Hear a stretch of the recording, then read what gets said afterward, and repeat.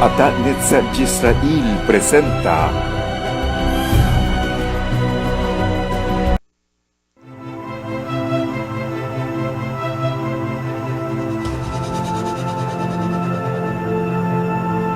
Bet Israel TV, Canal 26.7, Los Ángeles, California, uniendo pueblos.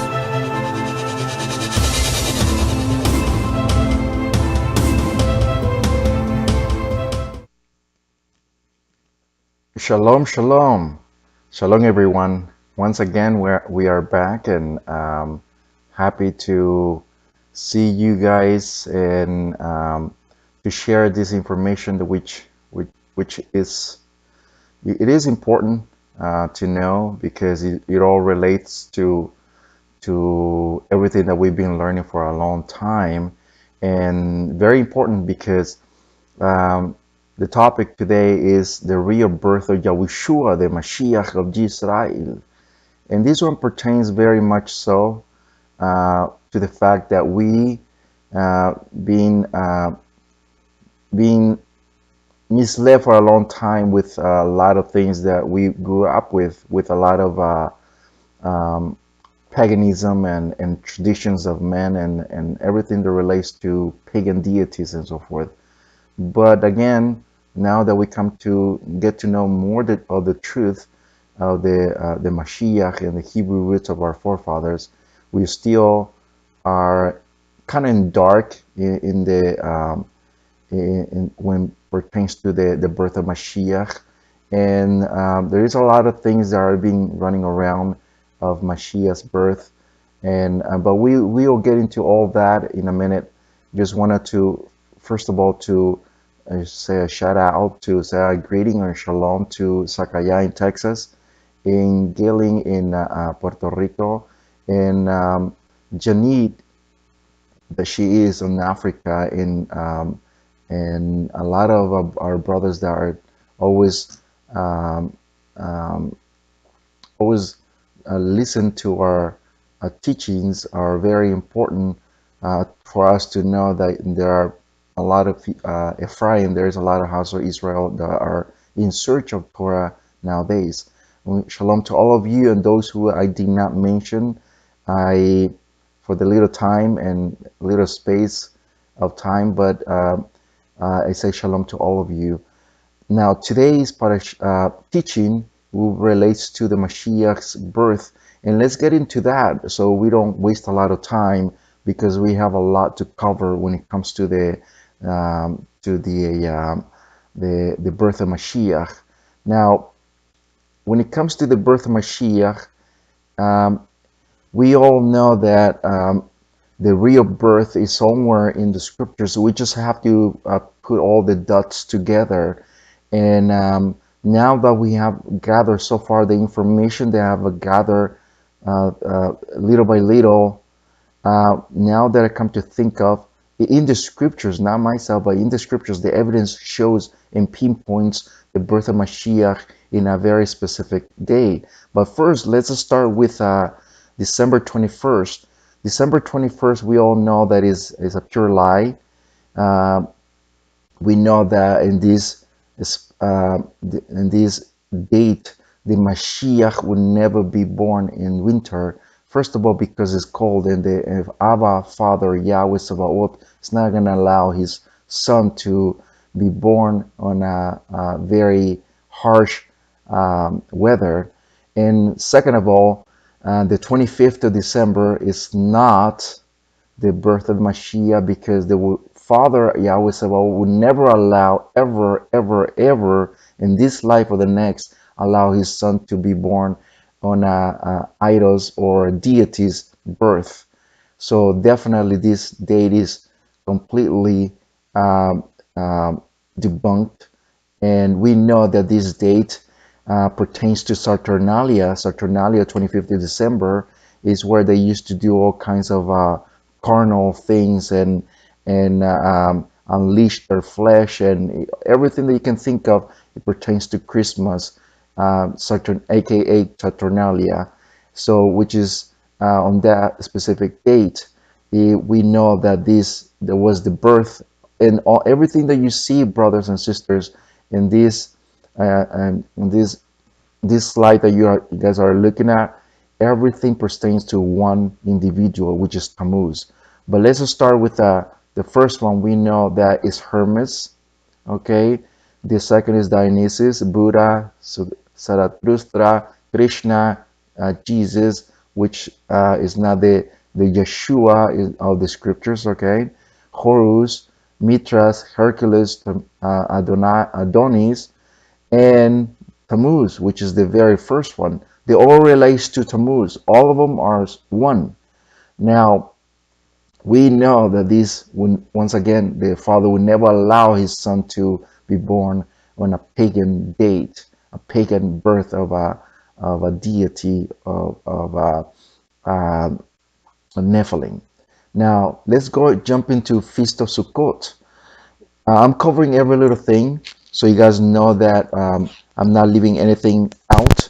And the reason for it is because we have to understand that if we cover everything that we see here, we will not have any doubts. So that's what I'm covering every little thing. The Feast of Sukkot is well known in the Messianic community that this feast, the Mashiach was born according to them. But if you really look into the lip of the Torah, it will literally contradict the Torah completely. Why did I say that? It's because not that I said it's because the Torah says it. Sukkot is not the birth of the Mashiach because it contradicts everything that the Father have ordained since the beginning of the creation. And what I mean by that is that the chronological event of things, a Mashiach, will contradicts to the Mashiach himself. So it's the wrong date. And let's see what the Torah says. The Torah says in Exodus 23, verse 13, 3 times in a year, all your males are to appear before the Master Yahweh Sebaot. Now, why 3 times? In those 3 times, we know there are 7 festivals. And the first time, it's Pesach and Chat Matzos, which is, the first 2 and the first time. They needed to go up there to the Jerusalem, all of them. Remember, they were scattered. They were not all living in Jerusalem. They were living all in Israel. So they had to go up to Jerusalem, to the temple, the Beit HaMikdash. So the first time was Pesach and Chat Matzot. The second was on Shavuot. And the third time was Yom Teruach, okay, in the Feast of Fall. That's Yom Teruach, okay, and the Feast of Yom HaKippurim, the Feast of Sukkot, and the last one is the Feast of Shemini Atzeret. That was the third time. Why? Because there was all those 3 feasts were all next to each other. So why go back home if they needed to celebrate the next festival? So all of them were by the divine order to go up to Jerusalem. So it is very important, brothers and sisters. I'm just going to pause a little bit here so you guys can see me. It is very important for us to understand this, that the Mashiach would not be born on wrong chronological order. The Mashiach have to fulfill the first event, the first Advent, which is the spring or the ABIB festivals, the spring festivals, which is Pesach, okay, which is Chat Matzot, and the third is which is the Feast of Shavuot. All 3 this first event, the Mashiach fulfilled it. Now the fall festivals, and that's why I'm going to switch a little bit here so you guys can see. The fall festivals are the chronological order that we can see here. But let's look something very important before we get into that. The book of Luke, chapter 2, verse 1, and it says, "Now it happened that in those days that a decree went out from Augustus Caesar that the name of all the people with the name of his dominion should be written down. This registration, which means census, first occurred under the governing of Syria by Cyrenius, and all went to be registered, each of his own city. Now, how in the world, brothers and sisters, would a Jew or Yahudi would contradict or go against the Torah? He would never do that. He would never do that. He would rather die instead of going against the Torah. It was a must for all males to go up to Jerusalem. So he contradicts the Torah here. Why did they went in, to their own city to be registered for census? Because it was obviously that it was not on Sukkot. It was in a different time. It was simply in a different time. It was not on Sukkot. And we'll see on the next verses that we will see that they were obedient to the Torah, the father and the mother, Joseph and Miriam. They were obedient to the Torah, and even though the Mashiach, when he was little, because he was listening to his fathers, but they were obedient to the Torah, which is simply as that. So it had to be around time. Plus, the also the Roman Empire would not put a census in a harsh what do you call this, in a harsh weather too. Winter, it would not happen, or on summer almost ending, which is August. Okay, I'm sorry, summer almost ending to fall, which is still hot. So once again, they would not put that on very harsh weather. So it goes both ways. Now let's look at the other verses so you guys can see what I'm talking about and what we can get the most of it. If you notice here, the kingdom of Herod the Great, that Josephus tells us that he died on the spring of 4 BC. Lucas says that he was born during the census when Cyrus was governor of Syria. Josephus tells us that Cyrenius became governor of the Cyrenia in the advertisement of 6 BC. Now, this is very important, brothers and sisters. Here, and we can see it here, so we get the most of it. We understand that it goes backwards, right? BC goes backwards, 1, 2, 3 backwards. So, or 6, 5 like backwards to all the way to 0 or to 1. So we understand that if he became king on the 6 BC, and he died on 4 BC. So definitely the Mashiach had to be born between the 4 and 6, which is 5. So he was probably there. Like I said, there are 4 to 5 to 6 years lost in history. That's why instead of 2017, we should be in 2021, 22 right now, because there are, like I said, 5 or 6 years of loss. So most likely the Mashiach was born on 5 BC. So at least I'm bringing all this so you guys have an understanding how we can grasp our minds when the what year the Mashiach on the common era was born. We know that was born on exactly on the Torah calendar, but I'm just giving you the common era when the Mashiach was born. Now let's look into what the census was. The census, every person had to go to their own city. The census, it was a must.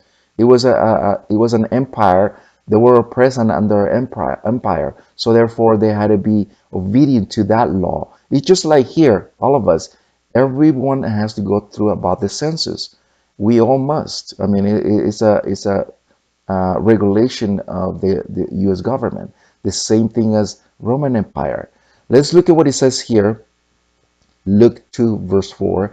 And Joseph also went up from Galilee out of the city of Nazareth to Yehudah, to the city of David, which is called Bethlehem, or the house of bread, because he was the house of the lineage of David, or David. You see that? The city of David was basically where Nazareth was, and Bethlehem was basically nearby. But it's very important for us to understand where was it situated, and why did they needed to go to to register for the census. Verse 5, to be registered with Miriam, who was engaged to him, being pregnant. See, at this time, she was already pregnant. She was already impregnated.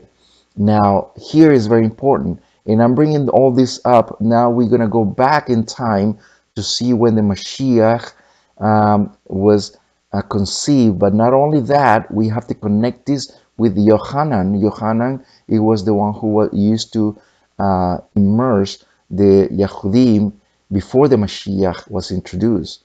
Now, when the census took place, every single family had to go back to their own city. It was just as simple as that. They have to go back. So therefore, it was a must for them to be, in other words, to be registered in those times. Now, let's look at something very important, how obedient the parents were. Luke 2:42 of Luke, when he was 12 years old, look at what it says. They went up to Jerusalem according to the practice of the festival. Once again, they went up. Why does it mean they went up? It's because Jerusalem was something like a mountain, like a hill they needed to go up. So if you want to go out of the Jerusalem, you have to go, I'm going down out of Jerusalem. So when you went up, that's what the scripture says, you went up to Jerusalem, because remember the Beth Hamikdash, or the temple, was kind of like, it also was situated in a hill as well. So they went to Jerusalem according to the practice. See how obedient they were? Once again, it was very, very important for a Yahudim or Hebrew to be obedient. Galatians 4:4 says, when the completion of time came, you see that is very important. Yahweh sent forth his son, born of a woman, born obedient to the Torah. It was just simple as that. The Mashiach was obedient to the Torah, but everything had to have its time. Once again, Galatians 4:4, when the completion of time came, when the 4,000 years had to come, the Mashiach had to be born. When his fourth son, he was obedient to the Torah. They needed to be obedient. Their parents were so obedient to it. They were tzaddikim, so they were righteous parents. Look what it says here in Luke 2:51. And he went down. You see that? Went up, went down. See, and he went down with them, with their parents, and came to Nazareth, where he was being obedient or subject to them. You see that? He was obedient, and you see those two went down, Nazareth, obedient. It was very important for us to connect all these things. Now, let's look into the chronological mission of the Mashiach in order. We have to understand this in order for us to understand the birth of Mashiach. The Tekufot of a spring, which takes place on the Moedim of a spring, or the festivals of a spring. The first one we can see pretty much here, and I'm going to point it out with the laser. The Moedim, the Tekufot of the spring, or the circuits of a spring. The festivals are Pesach, Hatmatzot, and Shabuot. Those are the festivals, and that's where the Mashiach had to be fulfilled of the first event, which is Mashiach ben Yosef, or the Mashiach Kohen Gadol. Kohen Gadol is the high priest. You see that? That's the first event. Now, the second event, we know that is the Tekufot of fall. That's the equinox of fall. That's where the festivals of fall are Yom Teruach, Yom HaKippurim, Sukkot, and Shemini Atzeret. A Mashiach had to be has to come back again for the second event to fulfill the Mashiach ben David. Why? Because he's going to become as a king to judge. See that? But not only that, the big question is Yahweh's redemption plan takes place right here, so you can see it.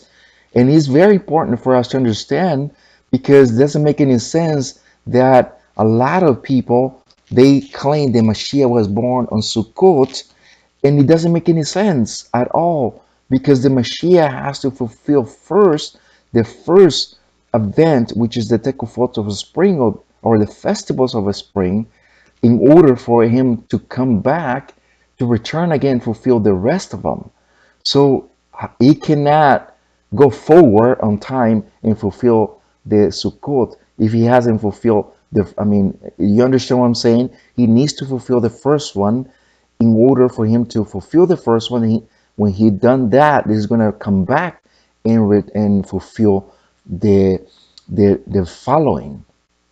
Now, I'm going to put a little pause here so you guys can see me. Do you understand what I'm saying? It is very important. So far, we understand that the Mashiach was not born on the 25th of December. The Mashiach was not born on Sukkot because it breaks Torah, first of all, because of the chronological order. Second, he breaks Torah again because the Mashiach would not, his parents would not break a mitzvah, a divine order for them to go into that census instead of going to Sukkot. The Mashiach will not be born on a festival, in other words. He had to be born in a special date. And the special date is there right in front of us. We just have not connect the date together, but we will in a minute, which is very, very interesting to know. Now, when we see all these things, we pretty much see a lot of connections that we see throughout. So the question is, when was Mashiach born? When was it? We're going to look at something very important, brothers and sisters, and so we understand that what we're talking about here. So here there was in the days of Herod, the king of Yehuda, a certain priest named Zachariah of the division of ABIB, and his wife was the daughters of Aharon, and her name was Elisheba. Now, here is a very important clue for us to understand the birth of the Mashiach. And in order for us to understand the birth of the Mashiach, we have to understand the birth of Yohanan, the immerser. And his father was one of the priests, one of the Kohen Gadols, one of the that needed to serve on the Beit HaMikdash in a certain time. So we understand that Zachariah belonged to the division of ABIB, okay? Zachariah on the division of ABIB, and look at what it says here. Luke 1:8, and it came to be that while he was serving as priest or Kohen before Yahweh in the order of his division. What order was it? Was the division. It was the order of ABIB. Now, where was ABIB's order and what day, when was it? It's very important for us to understand in order to pinpoint the Mashiach's birth, because it's all to gather together. Now, let's go into the First of Chronicles 24. That in that chapter you can see the 24 orders of Kohanim or priests for the service in the Beit HaMikdash.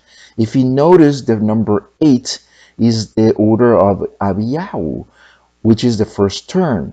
Now, a lot of people don't understand that the priests or the Kohens, they serve each one of them one every week for 24. So if it's one every week for 24, it had to be for 6 months. You see that? And a lot of people don't understand that it was not just once a year. That's the problem today. The Messianic community confused this as once a year, and it was not once a year, it was twice a year. That's a lot of people don't understand that.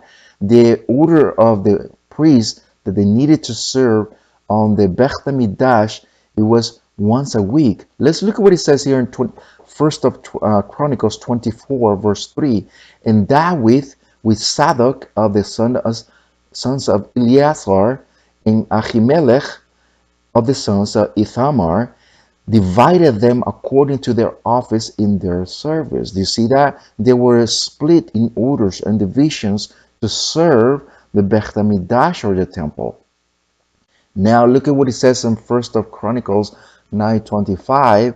It says, "In their brothers in their villages had to come with them from time to time," what it says here, "for 7 days." You see that? From time to time for 7 days.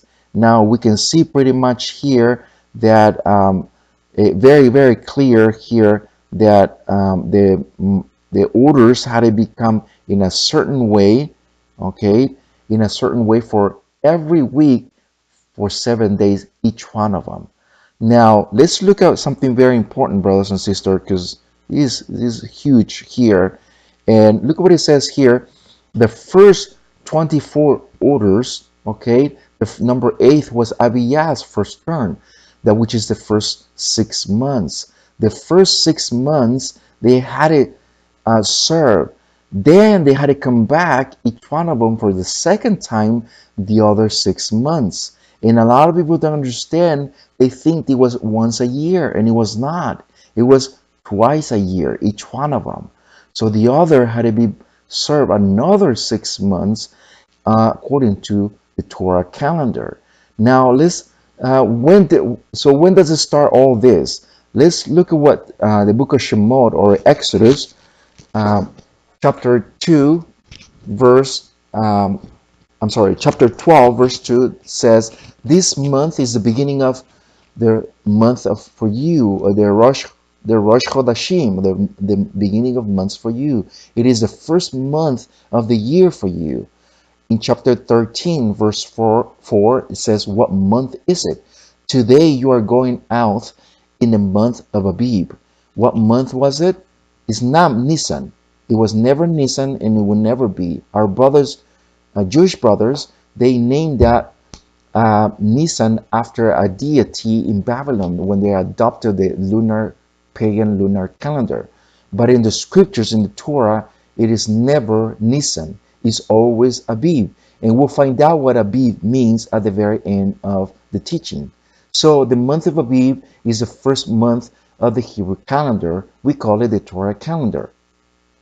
Let's look into what, so we have an idea of what we have an idea in our minds how the Torah calendar works.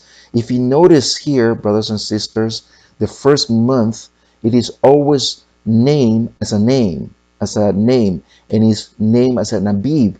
Abib means spring or the equinox, which we'll get into that a little bit later. The second month is not, it doesn't have any name. It goes by numeric: 2, 3, 4, 5, 6, 7, 8, 9, 10, 11, and 12. And it starts a new cycle. We know that the spring Tekufot is the first, second, and third. The summer solstice is 4, 5, and 6. And the autumn equinox, or Tekufot, is 7, 8, 9. And the last Tekufot, the winter solstice, is 10, 11, and 12. So we all know that that's how it works in the Torah calendar. Now let's look how every order of the Kohen Gadols, or the priests, went in there and served every week. We know that in the first order was Yah'ushua, Yah'Dayah, and remember that Pesach and Chat Matzos came, so it wasn't just only one priest, one Kohanim. It was all of them. All I'm sorry, I put 12 there, but it's supposed to be all 24 have to serve there. Sorry for the 12, it's 24. All 24 had it served. And the last one is Harim.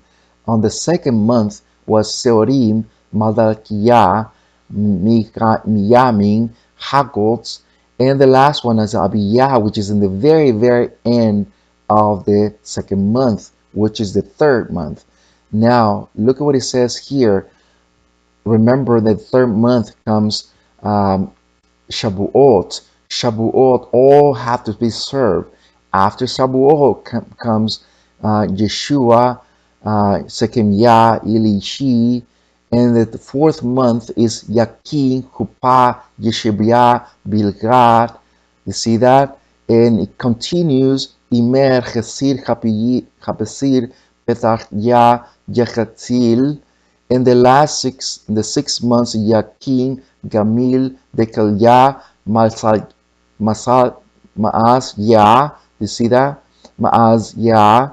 That was all 6 months complete there. Now we can see pretty much that the ABIB-1, the order ABIB-1 was right at the end of the second, which is almost starting the third month. And we can understand, very important here, brothers and sisters, that everything doesn't coincide. If it's like a glove, then we go here on the 7th, and it starts again the second cycle, which is the same thing as we order the 7th month, the first cycle, the second cycle, I'm sorry, and then the next order, you see that on the 8th month. But in the 8th month is very important, because we understand we're gonna see something very important here. And let's look at something very important, because it all depends on what we're seeing here. Luke 1:23, and it happened when the days of his avodah, or his service, were fulfilled. You see that? He went away to his house. And after those days, his wife was, Elisheba, was conceived. You see that? And once again, and it happens after his avodah were fulfilled, he went away to his house, and after those days, his wife Elisheba was conceived. You see that here? We already went through the first cycle, and we're going to start another cycle, and now we see the second cycle, the second turn of ABIB-1, which is Zechariah. See that? And that's where Zechariah returned home, and that's where Yohanan was conceived on the 9th month. Do you see that? It's very, very important, because in this 9th month, something happened. Something happened very, very intriguing and surprising, that in this month something happened. So if the second month of ABIB-1, the Zechariah returns home, and Elisheba's conception happened, then we can start counting 6 months from there. But before that, brothers and sisters, before we start counting, we have to find out what happened on the 9th month. The 9th month is Hanukkah. Why Hanukkah? Because we know that something happened on Hanukkah, the very end of that month. Now look at what it says here. 1:6 of John 1:6. This was a man sent from the Almighty, whose name was Yohanan. This one came from for a witness. Do you see that? For a witness, to bear the witness of the light. You see that? Remember the festivals of the lights, or the dedication? Do you see that? Hanukkah means dedication. They also call it the festivals of the light, that all might believe through him. Look at what it says here. He was not that light, but he might bear witness of that light. You see that? He became he was dedicated. The Yohanan was not the light, but he came to bear witness of the Mashiach. You see that? So we know that the festivals of lights, it always pinpoints the Mashiach, but also that's a witness to that. Yohanan was conceived, I'm sorry. Now, John 10:22, look what it says here. At the time of Hanukkah means dedication, came to be in Jerusalem, and it was winter. You see that? And Mashiach was walking around the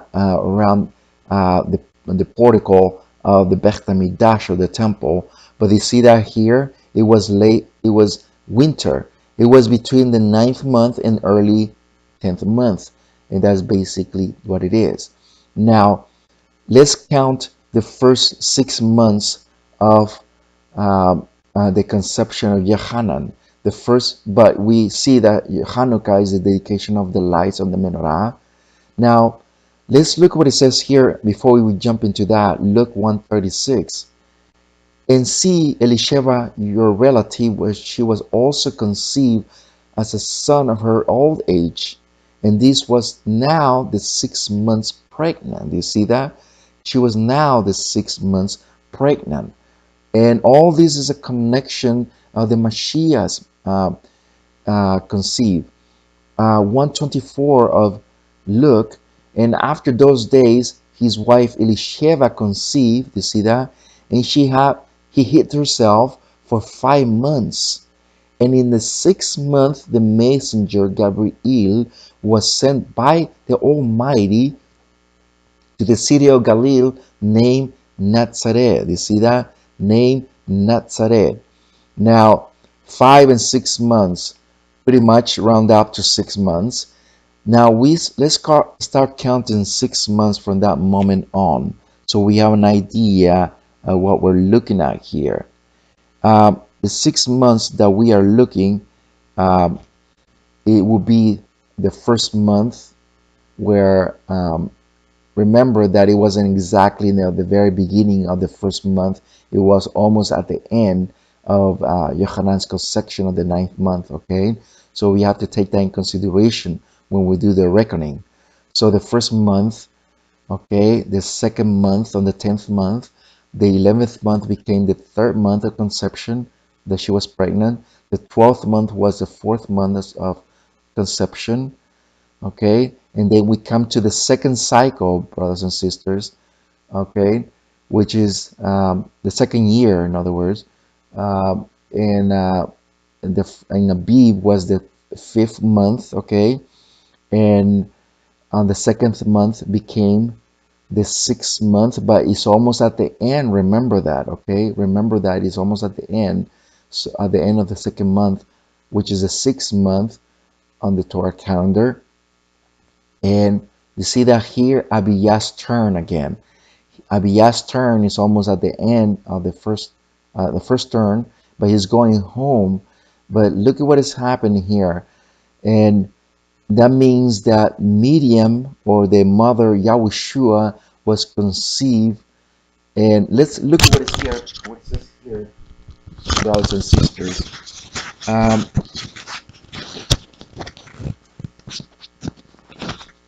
This was probably Hebron, the city of the Kohanim, or the priests, and located in the country of the hill of Yehudah, or Judea, about 25 kilometers of south of Jerusalem, and about 100 kilometers of Nazareth. In other words, what we're looking at here, brothers and sisters, is the distance between one place to other. Where Jerusalem, where the priest was Zachariah, and they need to go back home, which is in Hebron. That's most likely the place where he lived. So he needed to travel one place to another. So look at what it says here. And Miriam stayed with her about 3 months and returned to her house. And the time was filled for Elisheva to give birth, and she bore a son. Now let's look at this, very important, brothers and sisters, because if Miriam, the mother Yah'ushua, was conceived here on the 6th month, okay, so remember that after she conceived, remember this is the 6 months right here where you guys looking at. This is the 6th month of Yohanan, and Miriam stayed with Elisheva for 3 more months. 6 times 3 is 9. So she stayed until Yohanan was born. I'm sorry. So if we count the 7th month of Yohanan, okay, which is the 1st month of Miriam's conception or being pregnant, and here we can see that it was the 8th month of Yohanan, and it was the second month of being pregnant, medium, and the ninth month came where to for Yohanan to be born, and Yohanan is born. Remember that Miriam stayed 3 months there. She was 3 months pregnant. But if you notice here, brothers and sisters, which month does it fall? On the ninth month that Yohanan was born. It was in the ninth month, of course, that she was pregnant, but she was born on the fifth month of the Torah calendar. Now, if we know Torah, those who learn Torah so far, we know that something happened on the fifth month. And this month is always called the month of Teshuvah. The month of Teshuvah is very important month because in this month we have learned parashats every Shabbat. We understand that the sins something happened, that a lot of things throughout the years happen, and it comes to for us to understand why is this month very important and why Yohanan was born on this month, on the fifth month on the Torah. Now look at what it says here, so we understand what we're talking about. Yirmiyahu or Yirmiyahu 52 verse 12. In the fifth month, in the 10th day of the month, which is the 19th year of Nebuchadnezzar, king of Babel or Babylon, came to Jerusalem, and he burned the house of Yahweh and the kings of his house, and king's house, and all the houses of Jerusalem. Okay, so why am I bringing this, brothers and sisters? Is because the reason why Yohanan was born, what was his main preaching or his main teaching or calling for Yohanan? To come and repent. That was basically it. He says, repent because the kingdom of Yahweh has come. That's all he said. He came to do tevilah, or the immersion of sin, because he needed to prepare the way for the Mashiach. Now, what happened on the fifth month? And we all know that if those who have learned Torah, we understand that this month is very important.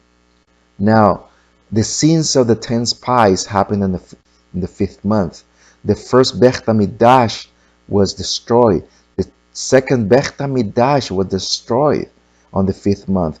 The Romans crushed the Korbabar rebellions. Was because of that rebellion was also crushed on the fifth month. The Jews expelled from England in the fifth month. The Jews were expelled from France in the fifth month. And the Jews were expelled from Spain on the fifth month. Everything happened on the fifth month. And why? When Yohanan was born on the fifth month, he came to call for Teshuvah, for repentance. Now let's continue on the fourth month of Medium, and we continue to the seventh month. The seventh month of the Torah calendar, which is the fifth month of being impregnated, Medium. 6th month of being pregnant, which is the 8th month of the Torah calendar. The 9th month of the Torah calendar came, and which is the 7th month, and the 8th month came which is the 10th month of the Torah calendar. The 11th month of the Torah calendar comes, and the 9th month and started. Remember, it's not exactly at the complete, not 11th month of the 9th month. It's like half of it. So the 9th month came, and it fulfilled exactly as one important event. And when the Mashiach was born, exactly on ABIB-1. ABIB-1, the Mashiach is born, and we can see pretty clear here that Mashiach fulfills completely the Torah here. And let's recap into some things so we understand. We're going to see a lot of points here. Luke 2 verse 4, and Joseph also went up from Galilee out of the city of Nazareth to Yehudah, to the city of David, which is called Bethlehem, because he was the house of David. Now, they needed to part from this place to this place. She was already pregnant, um, almost ready to give birth, and we know for a fact that the Toledo Yah'ushua, the Chronicles of Yah'ushua, or the Gospels tell us that Mashiach, when he was born, there were some shepherds flocking or watching their flock.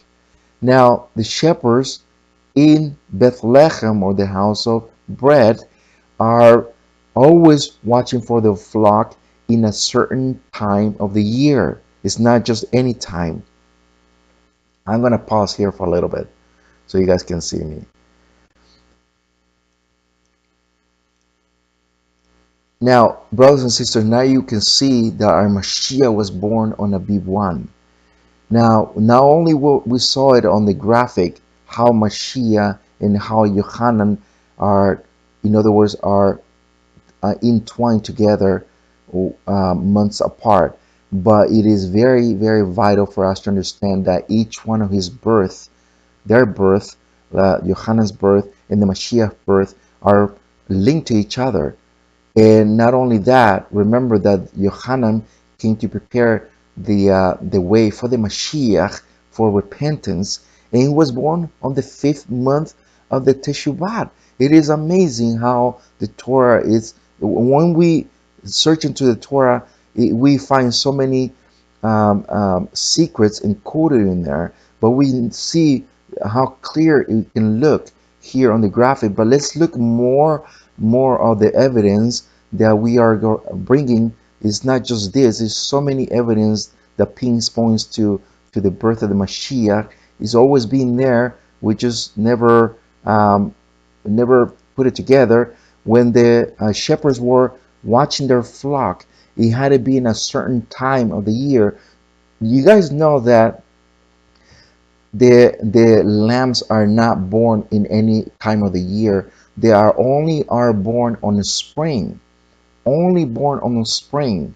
And you guys can do research on that, and it's a shocking revelation, because if you guys notice here, this is the Migdal Eder, which is the higher tower. The tower, they call it the tower of the flock.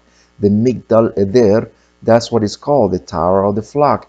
Why? Because they watch their flocks being born on the spring, on Abib, and when they are born, it is amazing, because let's look at some verses right here on the Tanakh.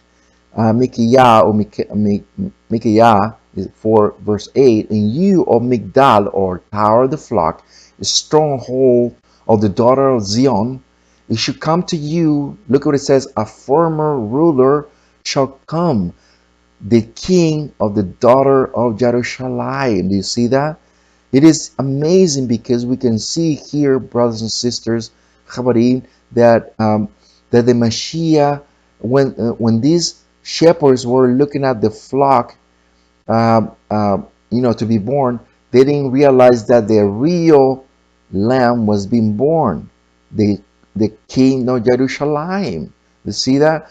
Micaiah 5 verse 2, but you, Bethlehem, or house of bread, Ephrathah, you are little among the clans of Yehudah. Out of you shall come forth to me one to be a ruler in Israel, and his coming forth are of all from everlasting. Do you see that? I mean, this is amazing, because you can see pretty much the Mashiach is being fulfilled here to the letter. Now, look at what it says here in the wheat harvest in the region of Bethlehem and in the fields of shepherds will occur in the end of May or June. If you remember this, in the fall, the Hebrew holidays of Shavuot, in the Hebrew tradition, it is obligatory to bring a first wheat offering to the Beit HaMikdash in Jerusalem. Farmers will allow the shepherds to enter their field only after the harvest is complete, and after the poor people are allowed to go to the fields to glean the wheat. And this happened only on the book of, you can see, I'm sorry, on the book of Ruth, that this happened. This is a link to the Mashiach's birth. Now, we can see another link, very important. When caravans came from the east, they didn't came as one or two or three. They came as a bunch, as a multitude. It wasn't just one. When the Mashiach was born, it was already fulfilled that these astronomers were going to come from the east, from Babylon. Look at what is Ishayahu or Isaiah 60 verse 6 says, O host of camels shall cover you, young camels, they shall bear gold and incense. You see that? And they shall proclaim the praises of Yahweh.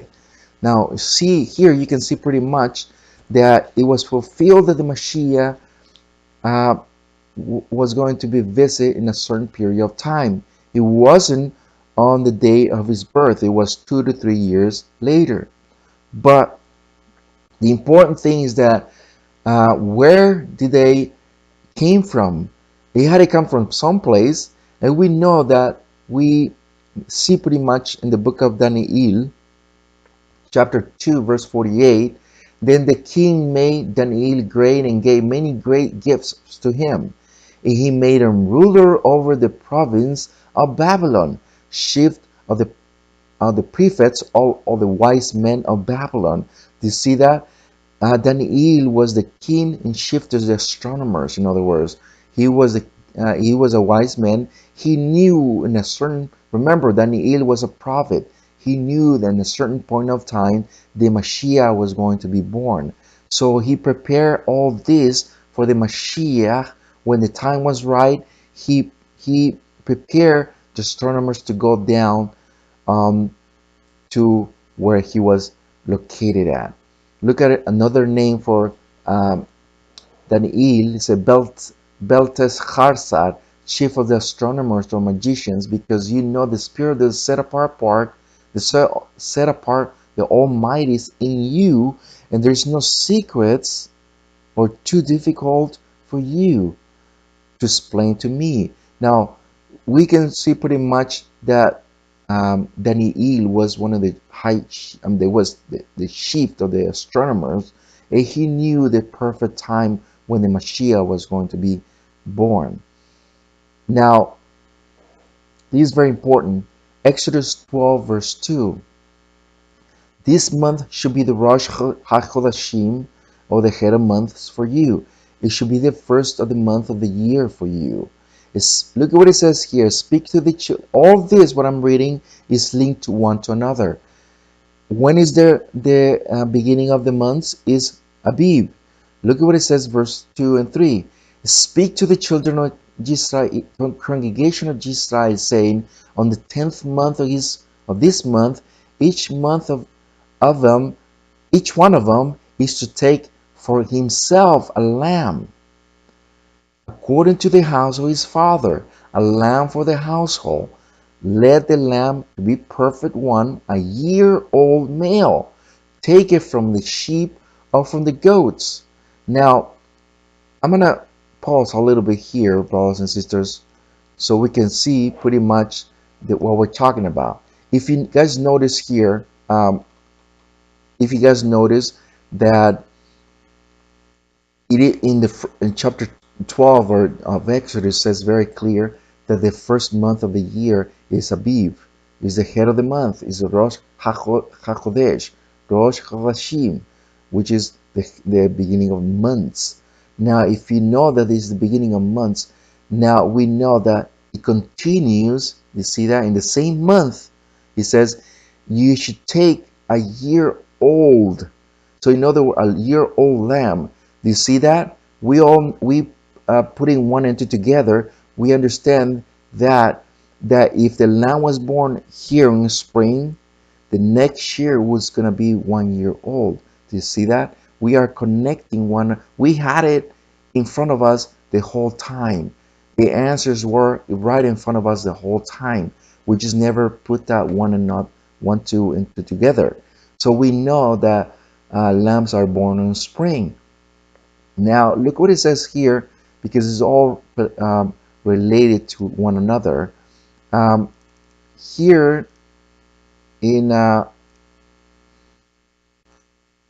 if you notice here, it's highlighted in green, red, and blue. It says that the first of the month is the Rosh Chodeshim. It's a Abib, and he needed to take a lamb for himself, and he had to be a year old. So it's all related to one another. So not only that, calculations. If you guys see here, the calculations, it says that in the year one, year zero, we start counting from AD and so forth until now to 2017. It was in the constellation of Aries. You see that? The constellation of Aries happens to be a goat. You see that? A goat or a lamb. You see that? That's the constellation of Aries. It is amazing because the Mashiach is being pointed to the Mashiach all along. Not only that, you see that? Not only that, in the Torah calendar, you see that? It's spring, winter, it's spring, summer, fall, and winter. If you notice that each one of them is a man, bull, lion, and eagle. But the first one, and this is based upon the Ezekiel chapter 1 and chapter 3, if you guys want to read it, in chapter 6, where it says that each one of the angels have 4 faces. One a man, one a bull, the other one a lion, and the other one an eagle, and each one of them's paused in the entrance of the Beit HaMikdash, of the temple. You see the first one in ABIB-1, you see that? March the 21st, is a man. Look what it says here in Philippians 2 verse 7. But empty himself, taking the form of a servant. Do you see that? Taking the form of a servant, and came to be a likeness of man. Do you see that? Super important, super interesting. And we can see pretty much that the Mashiach had to come. Now he's going to come back again. Do you see that? He's going to come back again as a lion. Do you see that? Now, look at what it says, Revelation 5:5, in the second event. Look at what it is, second event, which is in the fall festivals, right? The fall festivals. Revelation 5:5, behold the Lion of being of the tribe of Judah, of the root of David. You see that? Being the Lion of the tribe of Judah. That's the second coming. Now let's put another, we're putting all together, all the things, all the loosest keys, we're putting it together. Malachiah 4:2 says, but to you who fear my name, the Shamash, it's without the Hebrew consonants or vowels, is son. And so with the vowels is son, okay? With the vowels is son, and without the vowels is Shamash. But both of them put together, it means something very important. The Shamash, or righteousness, or son of righteousness, shall rise with healing on his wings. And look what it says here, and you should go out and leap for joy like calves from the stall. Do you see that? Why is all linked together? Because it's all linked together to one special occasion. Lambs are the ones who are talking about here. Lambs are leaping for joy when in Abib are being born.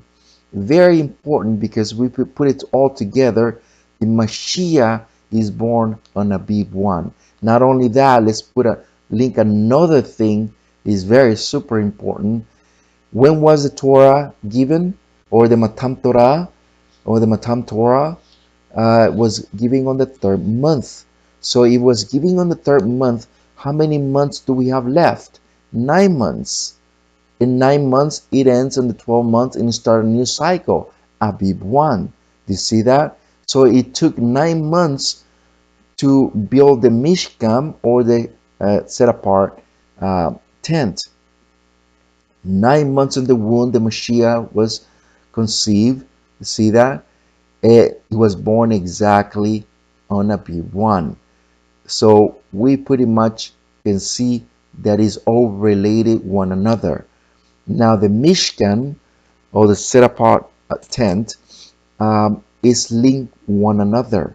The Mashiach is linked one another. Now let's look what it says in Zechariah 6:12, and tell him Yahweh Sebaot says, there is coming a man whose name is the Semach. The Semach is a sprout. That's what it means. He will sprout out from his place, and he will rebuild the Hamikdash, or the temple of Yahweh. You see that? He will rebuild the Hamikdash, or the temple of Yahweh. Who? The Shema, the Semach, the sprout, the Mashiach. Look at what it says here in John, or Yohanan 2:19. Yah'ushua answered and said to them, destroy this Hamikdash, or temple, and in 3 days I shall raise it. Then the Yahudim said, it took 46 years to build this Hamikdash, or temple. How are you going to raise it in 3 days? But he spoke about the Hamikdash, or the temple of his body. You see that? He's always pinpointing at the Mashiach. Now, Yohanan, this very famous verse, which the Messianics takes this, but in reality, that's not what they meant. And look what it says here, and we're going to see 2 things here. Yohanan 1:14, and the verb, I'm sorry, it's in Spanish. This is the verse, I'm sorry about that.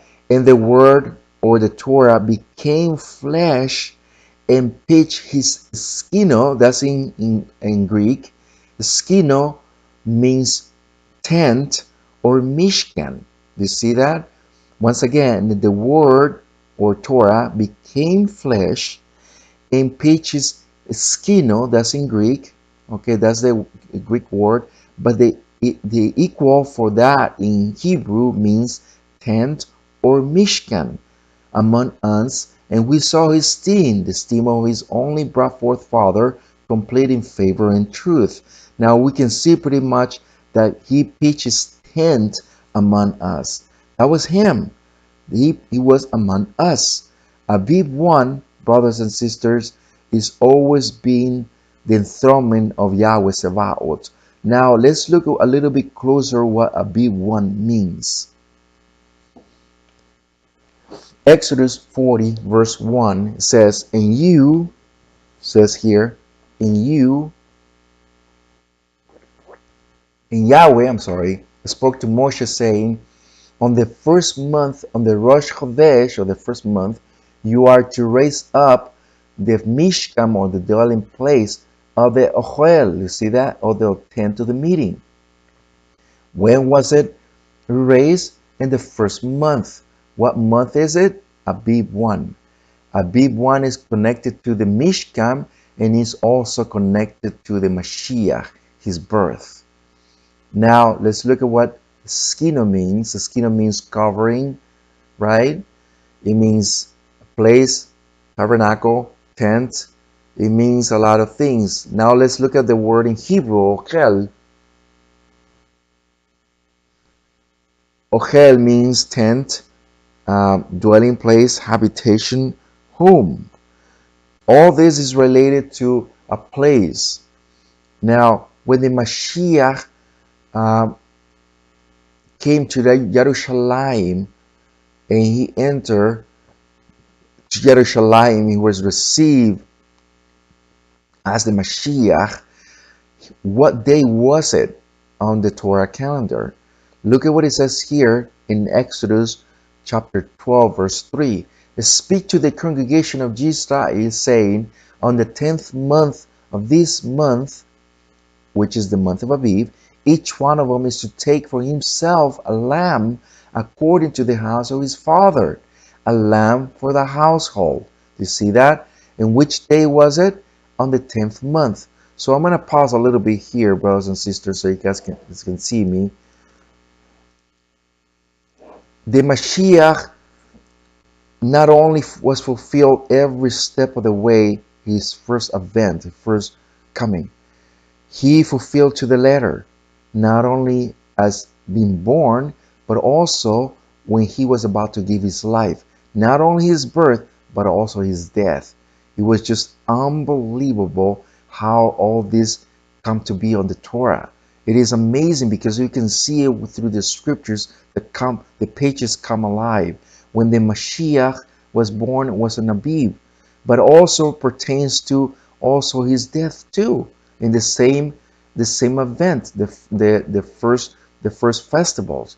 Now, only that, the Mashiach, uh, the Torah says that they needed to bring the lamb in the spring, of course, 1 year old, okay, but also they needed to bring him on the 10th day to the house. When is the Mashiach comes to the Beit HaMikdash of the temple? In the 10th day. He's coming, the Father is bringing him home. See that inside the temple. Now we could just follow a little bit here and bear with me a little bit here. And you see that here on the 10th month. Now look at what it says here. Mark 11:9 says, and those going before those flowing cried out, say, Hoshiachna, Hoshiach, or save us, Hoshiachna. Blessed who is coming in the name of Yahweh. Blessed is the King of our father David in the name of Yahweh. Hoshiachna, Hoshiachna. Please save us in the highest. And Yah'ushua went into Jerusalem. Do you see that? And where? Into the Beit HaMikdash, into the temple. All this is very important because just as well as they needed to bring the lamb on the 10th day to the house. Why they needed to bring it to the house on the 10th day? Because they needed to inspect. The Mashiach came to the house of Beit HaMikdash, to the temple, on the 10th day. Why? Because it needed to be inspected by the Kohanim, by the high priest, by the Sanhedrin, to see him if he was the Mashiach, he was not. Believe me, a lot of them believed. They just didn't want to say it out loud. And Nicodemus was one of them. So when the Mashiach was born on ABIB-1. Now, the important thing, brothers and sisters, is that Abib means more than what we already know. It doesn't mean, and this is what what you see on Strong's Strong's definitions. It says here, Abib means green, that is young ear or grains, green ears or corn. That's what they're giving him, giving that word, Abib. But if you notice, the Aleph and the Bet means father. How can you mean that with green? It doesn't make any sense. They are hiding the truth, brothers and sisters. They're not telling you what it means. Look at what, let's consider this on the right side. If you notice here, we already seen Abib. Abib means, the first two words means father, but they have given them green ears. Don't make any sense. Let's look at Abigail. Abigail means the father of the joy. Do you see that? Let's look another one. Abidam. Abidam is my father is judge. Do you see that? Now, look at what it says here. Ab means father. Do you see that? The same word that you're looking up here, it means the same thing. Now, let's look at what green means. In the book of Devarim, or Deuteronomy, chapter 12, verse 2, it says, under every green tree. Every green tree means Ra'anan. Ra'anan means green. You see that? Ra'anan means green. Now, with these verifiable facts brought to the surface, it can be concluded that as the original Avisage, at the time of the Hebrew writings, the word Abib referred to spring, and it also literally means the house of the Father.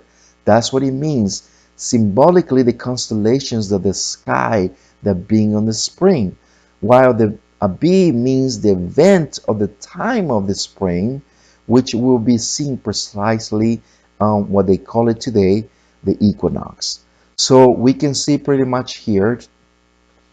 Let's look at the version of the Targum Yohanan Seudu in the Devarim of Deuteronomy 16 verse 1. And you observe the Tekufot or equinox of ABIB-1. Of ABIB-1 means the sign of Abib, to make the offering of a Pesach for Yahweh your Almighty. Ha'abib means the spring event of the Tekufot of event. You see that? That's what it means. Now, look what it says here.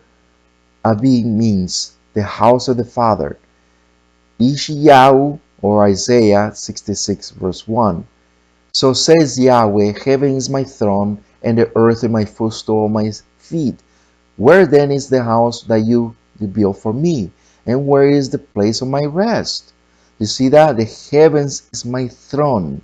The heavens is my throne. The Creator is always telling us right in front of our faces, and we just never grasp what He's been telling us for a long time. So once again, we recapping here. ABIB-1 is the equinox of Tekufot spring. It enters on the Beit HaMikdash, and the summer solstice, the summer Tekufot, it comes into the side of the one of the pillars there, and it comes back again in the middle, or for the Tekufot of fall, and it finished with the Tekufot of winter, or the solstice of winter, at the end of the whole cycle. Now the Tekufot, the month 1, is the Abib, springtime, the equinox. It is given the name the house of the Father. Abib means the house of the Father, as a symbolic divine announcement of the first entry in the whole history of our redemption, the salvation, which is declared the heavens on earth. I mean, they declares the heavens, but we can see pretty much the Mashiach is that declaration. The Mashiach is declaration of the Father. Now we can see pretty much here that the BC is past. The AD, which is after the era or after Abib, is a new beginning. Every cycle, brothers and sisters, that we take after ABIB-1, it is taken from the moment that we start a new cycle on the Torah calendar. So we can see pretty much, brothers and sisters, that the Mashiach wasn't born on this December 25th. It's totally debunked. It's a pagan festival. He wasn't born on the Tekufot of or I should say on fall festivals, or on Sukkot, because it contradicts Torah. And it was definitely, as the evidence points, it was born on spring 1. Yohanan was born in the 5th month, in the month of Teshuvah, and he was pointing at the Mashiach. But it's very amazing how the scriptures pinpoints every little thing, how everything is pinpointed to everything that we have learned in the Torah. We just needed to, it was a lot of loose ends, but we put everything together and everything matched like a glove. So it is very amazing how we can see through the scriptures all these things. Thank you, brothers and sisters. We will bring, if you have any questions or anything, please write it down or email us. And we will be happy to answer all these questions according to the Torah, nor according to man. Thank you very much, and Shalom Aleichem to all of you, to everyone who are watching and those who will watching as well. Shalom Aleichem.